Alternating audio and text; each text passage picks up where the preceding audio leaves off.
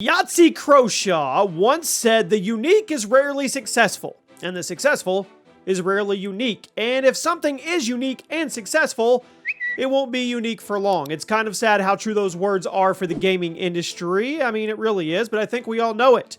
Whenever a game comes out with a cool new mechanic and it's successful, there will almost always be a horde of ripoffs right behind it to capitalize. Welcome to ChaosGaming, everybody. Today we're going to be checking out some of my picks for the worst video game ripoffs in recent memory. You let me know which of these is your least favorite. Drop a like, turn on those notifications, follow the page so you never miss an upload.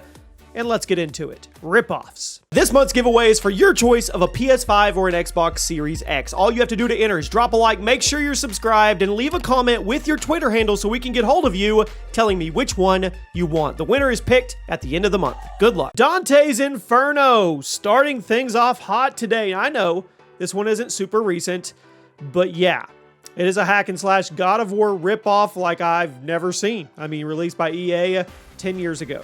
The theme was admittedly pretty cool, interpreting the Divine Comedy as kind of a demonic action movie, but the gameplay, well, it was pretty much a copy-paste of God of War.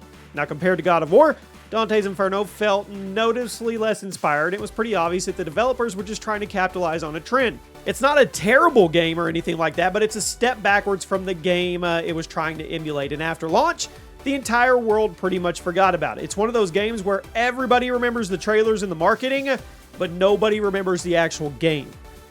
007 Legends is up next, and James Bond games they're hit or miss. I mean, this was meant to be this giant celebration of James Bond, and it was instead a Modern Warfare 2 ripoff with a James Bond paint job. Heck, it even ran on the same engine as MW2, just in case it wasn't clear enough how badly the game wanted to be popular.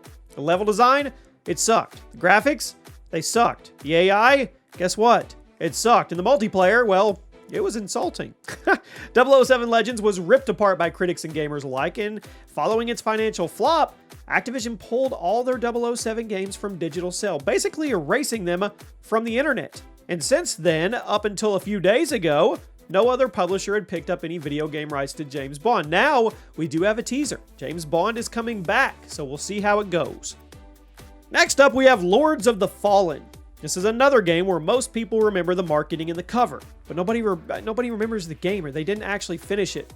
Lords of the Fallen is an action RPG. It was developed by Deck 13 Interactive and released by none other than Bandai Namco in late 2014. You played as a warrior named Harkin, and he ventured out to fight a bunch of monsters, but the real premise is just the fact it's a Dark Souls clone.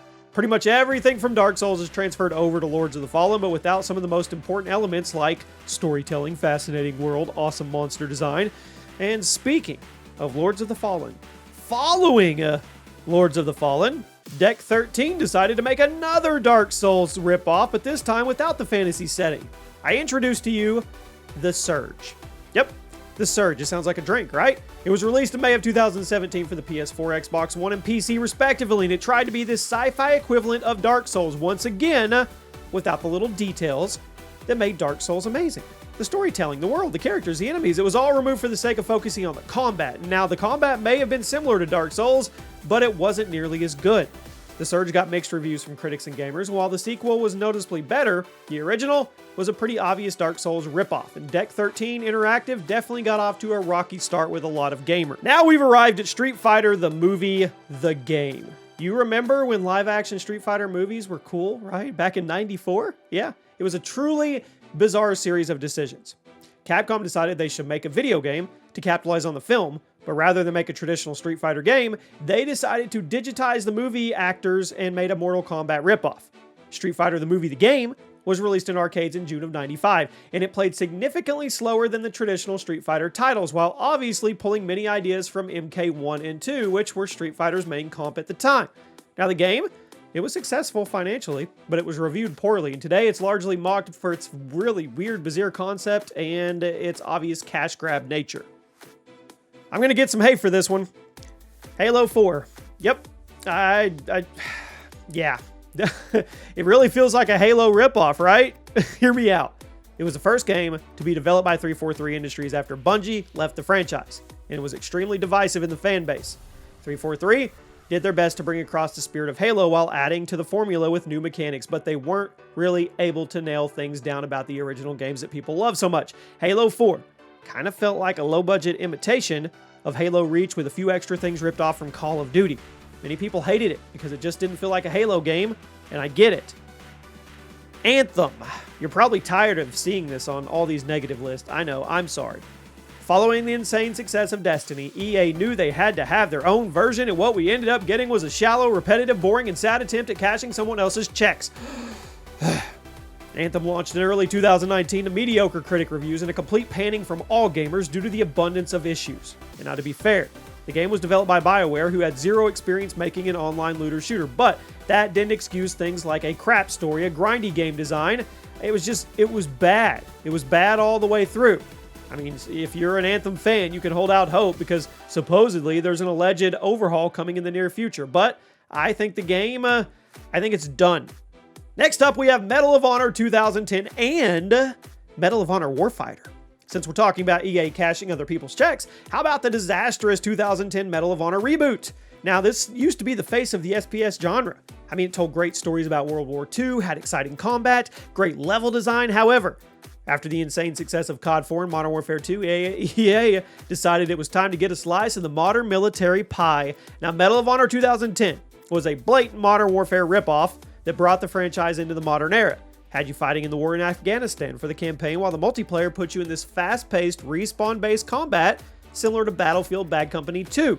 I mean, it was largely forgotten by gamers, and the sequel, Medal of Honor Warfighter, was a gigantic turd. It was. That got even more blatant about its desire to be Modern Warfare 2.